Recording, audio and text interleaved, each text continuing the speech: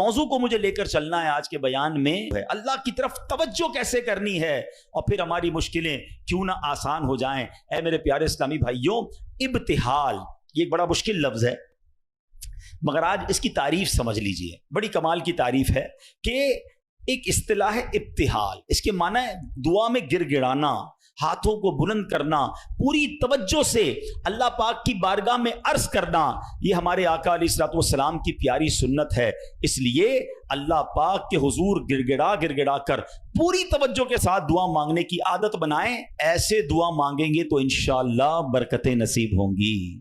امیر اہل سنت کے جو اشعار ہے نا، دعائیہ اشعار، اس میں جو توجہ ہے، جو انکساری ہے، جو کنیکٹیوٹی ہے، اللہ مجھے اور آپ کو صحیح معنوں میں توجہ اللہ کے ساتھ دعا کرنے کی توفیق نصیب فرما۔ میں ایک دو اشعار پڑھتا ہوں تاکہ اندازہ ہو کہ اللہ سے مانگنا ہے انکساری اور کنیکٹیوٹی کیسی ہونی چاہیے۔ سبحان اللہ۔ میں ہوں بندہ تو ہے مولا، تو ہے قادر میں ناکارا، میں ہوں بندہ تو ہے مولا، تو ہے قادر میں ناکارا، میں منگتا تو دینے والا، میں منگتا تو دینے والا، یا اللہ میری جھولی بھر دے، یا اللہ جھولی بھر دے، بخش دے میری ساری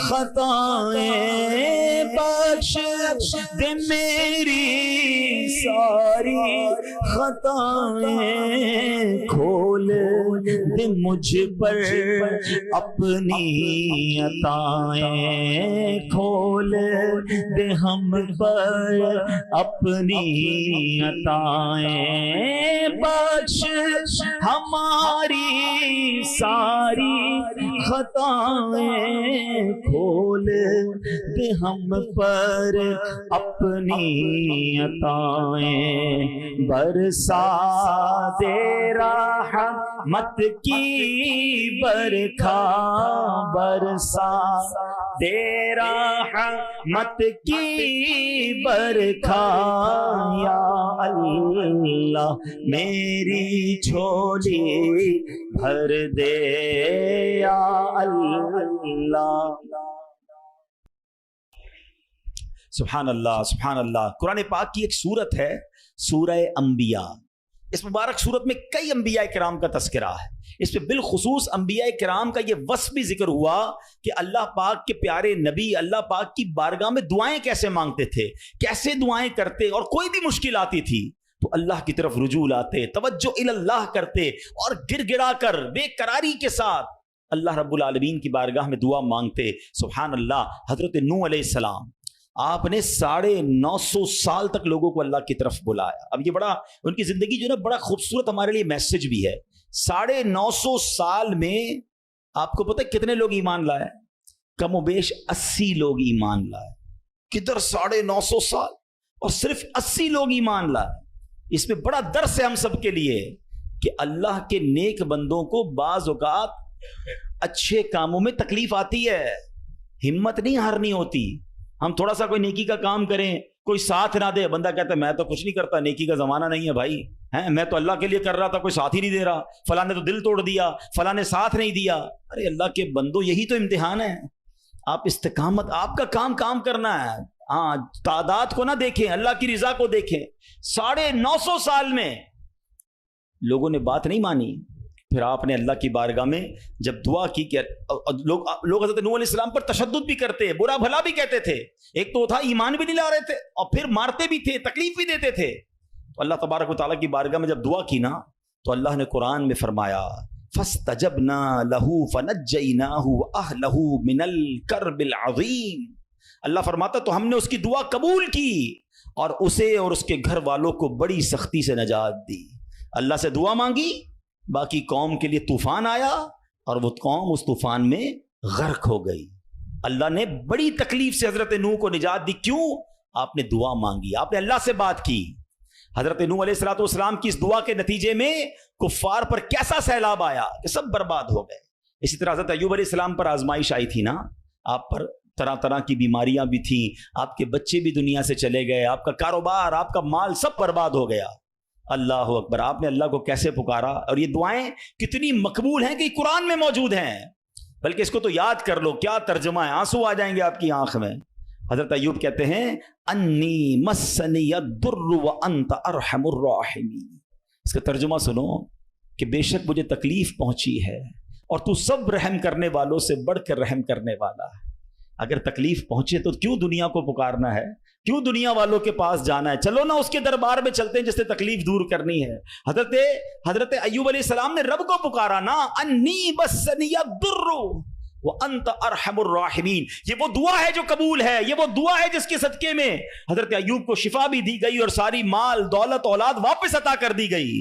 اگر آپ بھی کسی پریشانی میں ہیں, آپ بیماری میں ہیں, آپ قرضے میں ہیں, آپ مصیبت میں ہیں, آؤ نہ رب سے حضرت ایوب کے انداز میں دعا مانگتے ہیں نا. اچھا, یہ دعا اللہ نے ہمیں سکھانے کے لیے تو قرآن میں عطا فرما دی نا کہ میرے بندوں میرے دربار میں مانگنا ہے تو یوں ہی مانگ لو جیسے میرے نبی نے مانگا ہے. اللہ اکبر. علماء کہتے ہیں یہ بڑی دلاسا دینے والی دعا ہے, یہ بڑی مشکلوں کو ٹالنے والی دعا ہے, یہ تکلیفوں میں کام آنے والی دعا ہے. ترجمہ تو دیکھو نا, یعنی اللہ کے سامنے اپنا مسئلہ پیش کر دیا آپ نے کہ بے شک مجھے تکلیف پہنچی ہے اور تو سب رحم کرنے والوں سے بڑھ کر رحم کرنے والا. اے اللہ بیمار ہوں, اے اللہ پریشان ہوں, اے اللہ قرضے میں ہوں, کہو نا رب سے مجھے تکلیف پہنچی ہے, مجھے ستاتے ہیں لوگ, مجھے تکلیف دیتے ہیں, مجھے پریشان کرتے ہیں لوگ, اور تو سب رحم کرنے والوں سے بڑھ کر رحم کرنے والا. اور جب آپ نے دعا کی تو دعا کیسے قبول ہوئی؟ یہ بات بھی رب نے قرآن میں ارشاد فرمائی سورہ انبیاء میں, فَاسْتَجَبْنَا لَهُ فَكَشَفْنَا مَا بِهِ مِن ضُرٍّ وَآتَيْنَاهُ أَهْلَهُ وَمِثْلَهُمْ مَعَهُمْ رَحْمَةً مِّنْ عِنْدِنَا وَذِكْرَىٰ لِلْعَابِدِينَ. اللہ قرآن میں فرماتا تو ہم نے اس کی دعا سن لی, تو ہم نے دور کر دی جو تکلیف اسے تھی, ہم نے اسے اس کے گھر والے اور ان کے ساتھ نہیں اور عطا کیے, اپنے پاس سے رحمت فرما کر اور بندگی والوں کے لیے نصیحت ہے. حضرت یونس پر کیسی آزمائش آئی تھی. کوئی سوچ سکتا ہے کہ مچھلی کے پیٹ میں ہمیں تھوڑی سی پرابلم آئے ہم بے قرار, بے چین, شکوے شکایت. ارے نبی ہیں, کائنات میں انبیاء سے بڑھ کر کسی کا مرتبہ نہیں ہے. کوئی غوث, کوئی ابدال, کوئی کتب کسی صحابی کے مرتبے تک نہیں پہنچ سکتا. یہ مرتبہ صحابہ کا, مگر کوئی صحابی کسی نبی کے مرتبے تک نہیں پہنچ سکتا. یہ انبیاء کا مرتبہ, یہ ترتیب یاد رکھا کرو. اعلیٰ حضرت نے تو ایک شعر میں پوری ترتیب بتا دی نا. خلق کون ہے؟ ہم لوگ ہیں, عام لوگ. خلق سے اولیاء, اولیاء سے رسول, اور رسولوں سے اعلیٰ ہمارا نبی. ہمارے آقا تو سب سے اعلیٰ ہے نا, مگر انبیاء کی بات کمال ہے. اور انبیاء میں کون ہے؟ حضرت یونس علیہ السلام. مچھلی کے پیٹ میں کیسی تکلیف, زندہ رہوں گا کہ نہیں, باہر نکلوں گا کہ نہیں, اندھیری غار, نظر بھی کچھ نہیں آ رہا, مگر وہاں بھی اللہ کو پکارا انہوں نے. اللہ قرآن میں فرماتا ہے فَاسْتَجَبْنَا لَهُ وَنَجَّيْنَاهُ مِنَ الْغَمِّ وَكَذَلِكَ نُنْجِي الْمُؤْمِنِينَ. اللہ قرآن میں فرماتا ہے اور تو ہم نے اس کی پکار سن لی اور اسے غم سے نجات بخشی, اور ایسی ہی نجات دیں گے مسلمانوں کو. بلکہ بڑی پیاری دعا یاد کر لو. آج حضرت یونس علیہ السلام نے جو مچھلی کے پیٹ میں تھے نا, جو دعا مانگی تھی نا, علماء کہتے ہیں وہ دعا پتہ ہے کون سی تھی؟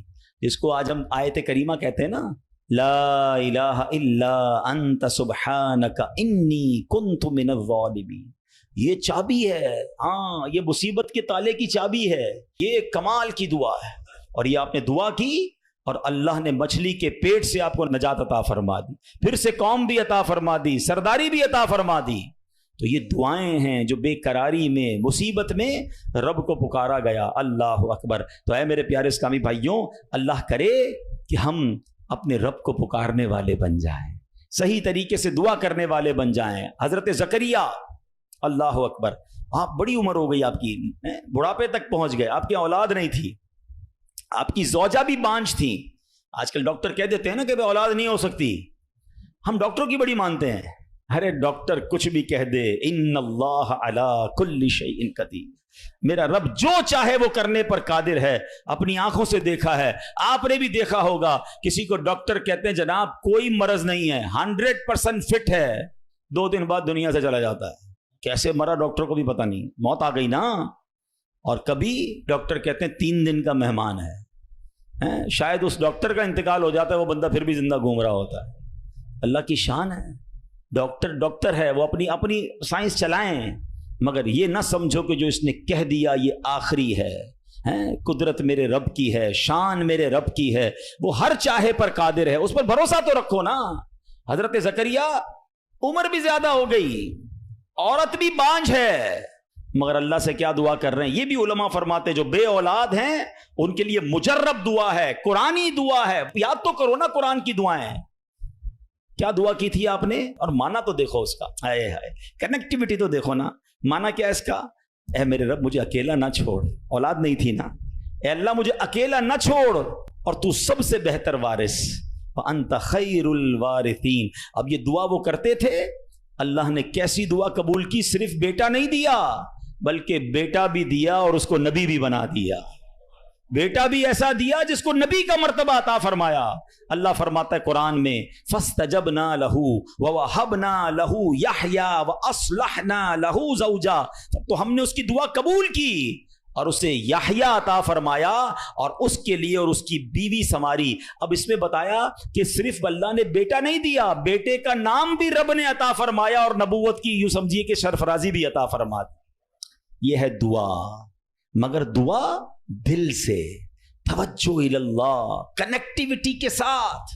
پھر دیکھو کیسے کام بنتے ہیں, پھر دیکھو کیسے مصیبت ٹلتی ہیں. اللہ پاک خود فرماتا ہے وَيَدْعُونَنَا رَغَبًا وَرَهَبًا وَكَانُوا لَنَا خَاشِعِينَ. اور ہمیں پکارتے تھے امید اور خوف سے, اور ہمارے حضور گر گڑاتے ہیں. پتہ چلا کہ گر گڑانا, توجہ کے ساتھ, خوف بھی ہو امید بھی ہو, پھر یہ کام بن جاتے ہیں. ذرا دیکھو نا میرے پیارے اسلامی بھائیوں, ہماری زندگی میں کتنے مسائل ہیں. کبھی کبھی ہمارے معاملات بڑے اٹک جاتے ہیں. اب کسی کو پیسوں کی ضرورت ہے, قرضے کی ضرورت ہے, اب جناب سارے دروازے بند ہو جاتے ہیں. اور اب کسی بھائی سے امید بندہ لگاتا ہے, آخری وقت میں وہ بھی منع کر دیتا ہے. سیٹھ صاحب پر نظر پڑتی ہے, وہ بھی معذرت کر لیتے ہیں. دوست احباب سے پوچھتے ہیں, وہ بھی جواب نہیں دیتے ہیں. سب دروازے بند ہیں, کوئی امید باقی نہیں بچتی. بندہ مایوسی کی طرف جانے لگتا ہے, مگر جب سب دروازے بند ہو جائیں تو ایک امید باقی رہتی ہے. ایک دروازہ اس وقت بھی باقی رہتا ہے,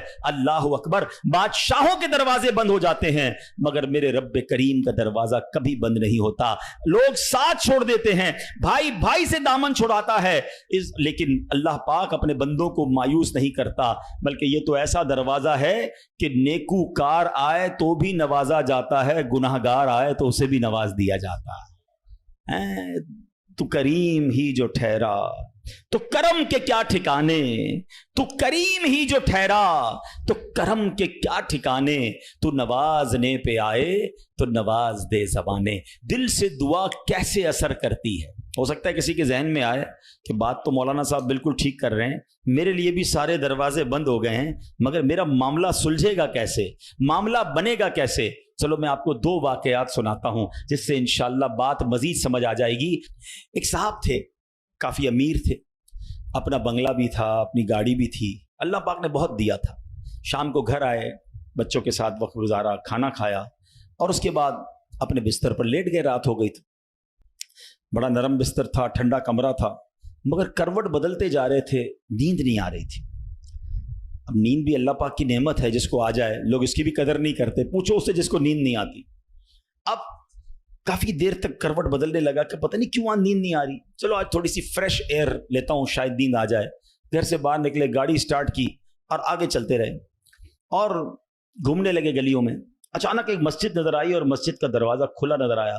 کہ چلو یار ایسے ہی گھوم رہا ہوں, ذرا مسجد کے اندر چلا جاتا ہوں, وضو کر کے کچھ 2 رکعت نفل پڑھ لیتا ہوں. مسجد کے باہر گاڑی پارک کی, وضو کیا, مسجد کے اندر داخل ہوئے تو جیسے ہی مسجد کے اندر گئے پوری مسجد خالی, مگر ہلکی ہلکی کہیں سے رونے کی آواز آ رہی.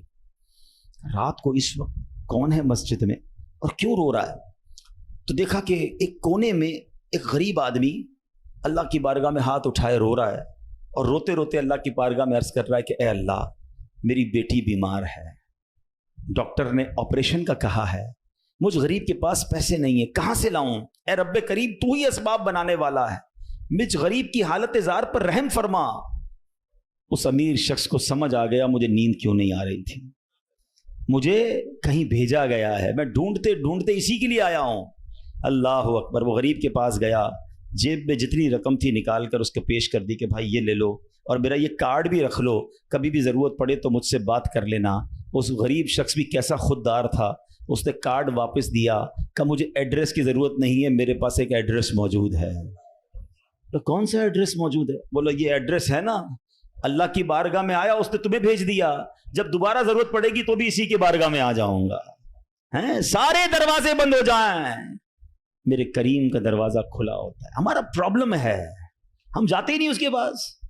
اچھا اپنا ایک چھوٹا سا ٹیسٹ لے لو نا, تاکہ اندازہ ہو جائے گا آپ کو. کبھی بھی آپ کو بیماری ہو, پیٹ میں درد ہو, سر میں درد ہو, پاؤں میں درد ہو, چوٹ لگ جائے, پہلے کون یاد آتا ہے؟ ڈاکٹر. ڈاکٹر کے پاس چلو, یار بڑا درد ہے, کسی کو معلوم کرو کیسے علاج ہوگا, دوائی. میں نہیں کہتا ڈاکٹر کے پاس نہیں جانا چاہیے, لیکن پہلے ہمیں اللہ یاد آنا چاہیے.